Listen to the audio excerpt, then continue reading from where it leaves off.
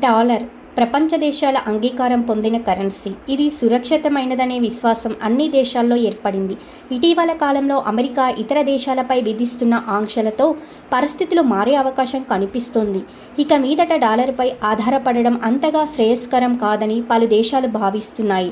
భారత్ కూడా ఇదే బాటలో నడవాలని యోచిస్తోంది. మరి మన రూపాయి అంతర్జాతీయకరణకు జరుగుతున్న ప్రయత్నాలు సఫలమవుతాయా? ఎన్నో ఏళ్లుగా అంతర్జాతీయ వాణిజ్య చెల్లింపులు అమెరికా డాలర్లలోనే కొనసాగుతున్నాయి. సుమారు 90% దాకా విదేశీ మారక లావాదేవీలు డాలర్లలోనే జరుగుతుంటాయి. ప్రపంచవ్యాప్తంగా వివిధ దేశాల వద్ద పోగుపడిన విదేశీ మారక నిల్వల్లో 60% డాలర్ల రూపంలోనే ఉన్నాయి. ప్రపంచ దేశాలకు డాలర్ల అవసరం పెరిగినప్పుడల్లా దాని మారకపు విలువ పెరుగుతోంది. ఆ ప్రభావం భారత్తో పాటు ఇతర దేశాల వాణిజ్య, దేశీయ మారక నిల్వలపై పడుతోంది.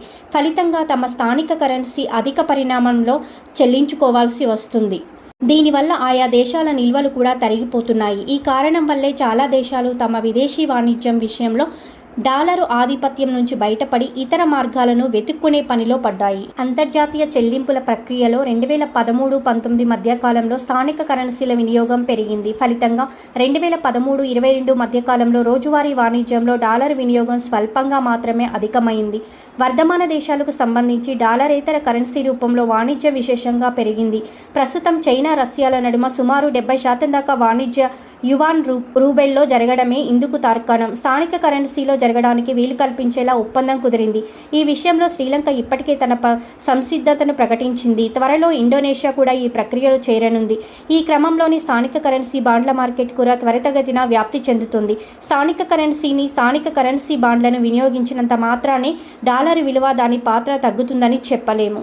భారత్ తన విదేశీ వాణిజ్యాన్ని, లావాదేవీలను రూపాయల్లో అభివృద్ధి చేసుకునే క్రమంలో 2015లో మొదటిసారిగా అంతర్జాతీయ ఆర్థిక సేవల కేంద్రాన్ని గుజరాత్లో కొత్తగా నిర్మిస్తున్న గిఫ్ట్ సిటీలో ఏర్పాటు చేసింది. రష్యాతో వాణిజ్యాన్ని రూపాయల్లో జరపడానికి వీలుగా ప్రత్యేక బ్యాంకు ఖాతాలు తెరుచుకోవడానికి భారత్ అనుమతించింది.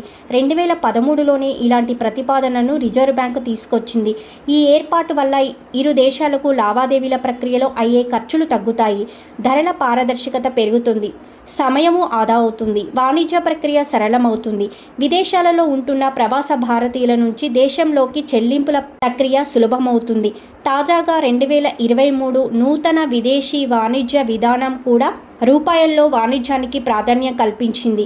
భారత్ తన కరెన్సీ అంతర్జాతీయ మారకంగా తీర్చిదిద్దడానికి, తన కరెన్సీపై డాలరు మారకపు విలువలో ఎదురయ్యే ప్రతికూల కదలికల ప్రభావాన్ని తగ్గించుకోవడానికి వీలుగా ఈ ప్రయత్నానికి శ్రీకారం చుట్టింది. రూపాయి అంతర్జాతీయకరణ సుసాధ్యం కావాలంటే అంతర్జాతీయ వాణిజ్యం, లావాదేవీలన్నీ రూపాయల్లోనే జరగాలి. ప్రపంచ మిగులు రూపాయల్లోనే కానీ, రూపాయి విలువతో కూడిన ప్రభుత్వ బాండ్లు కానీ ఉండాలి. ప్రస్తుతం ఇవన్నీ డాలర్లలో ఉన్నాయి. అంతర్జాతీయకరణ విజయవంతంగా కొనసాగాలంటే ముందుగా మన విదేశీ వాణిజ్యం ఇతర దేశాలతో సమతుల్యం సాధించాలి. అవతలి దేశం కన్నా అధికంగా ఉన్నా పర్వాలేదు, కానీ వాణిజ్య లోటు ఉండకూడదు. గతంలో ఇరాన్తో విదేశీ వ్యాపారంలో ఇరు దేశాల మధ్య వాణిజ్య సమతుల్యత ఉండేది. ఇరాన్ నుంచి ముడి చమురును రూపాయలు చెల్లించి భారత్ కొనుగోలు చేస్తే బదులుగా ఇరాన్ ఆ రూపాయలతో భారత్ నుంచి ఇతర సరుకులు కొనుగోలు చేసేది. అంతర్జాతీయకరణ వ్యవహారంలో మరో కీలక అంశం రూపాయికి పూర్తి స్థాయిలోనే మార్చుకునే అవకాశం ఉండాలి. అంటే రూపాయిని పూర్తిగా బంగారం కింద కానీ, లేదంటే ఇతర కరెన్సీలోకి కానీ మార్చుకునే వెసులుబాటు కల్పించాలి. ఇది మన రూపాయికి పాక్షికంగా మాత్రమే ఉంది. పర్యాటకం, ప్రయాణం, విద్య, ఆరోగ్యం వంటి విషయాలలో మాత్రమే రూపాయిని డాలర్లోకి మార్చుకునే వీలుంది. అంతర్జాతీయకరణ ప్రక్రియలో మరో ముఖ్య అంశం రూపాయి మారకపు విలువ ఎల్లప్పుడూ స్థిరంగా కొనసాగాలి. అంతేకాని ఒక్కసారిగా పడిపోవడం, ఆకస్మికంగా పెరగడం జరగకూడదు. రూపాయి మారకపు విలువ ఒక్కసారిగా క్షీణిస్తే రూపాయి నిల్వలున్న దేశాలు నష్టపోతాయి. అంటే విదేశీ ప్రభుత్వాల్లో మన కరెన్సీపై పూర్తిస్థాయి విశ్వాసం, నమ్మకం ఉండాలి. ఇలాంటి సమస్యను అధిగమించగలిగితేనే మన రూపాయి అంతర్జాతీయకరణ సులభ సాధ్యమవుతుంది.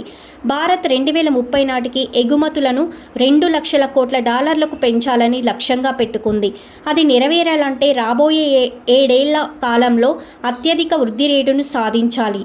దీంతో పాటు రూపాయికి పూర్తి స్థాయిలో మార్చుకునే అవకాశాన్ని, సామర్థ్యాన్ని సాధించాల్సి ఉంటుంది. రష్యాతోనూ భారత్ వాణిజ్యం లోటుతోనే కొనసాగుతోంది. రష్యా నుంచి ముడి చమురు చౌకగా దిగుమతి చేసుకోవడం మొదలు కావడంతో ఈ లోటు మరింతగా విస్తరించింది. రష్యా నుంచి రక్షణ పరికరాలను కూడా భారత్ భారీగా దిగుమతి చేసుకుంటోంది. ఫలితంగా మాస్కో వద్ద భారీ స్థాయిలో మన రూపాయలు పోగుపడ్డాయి.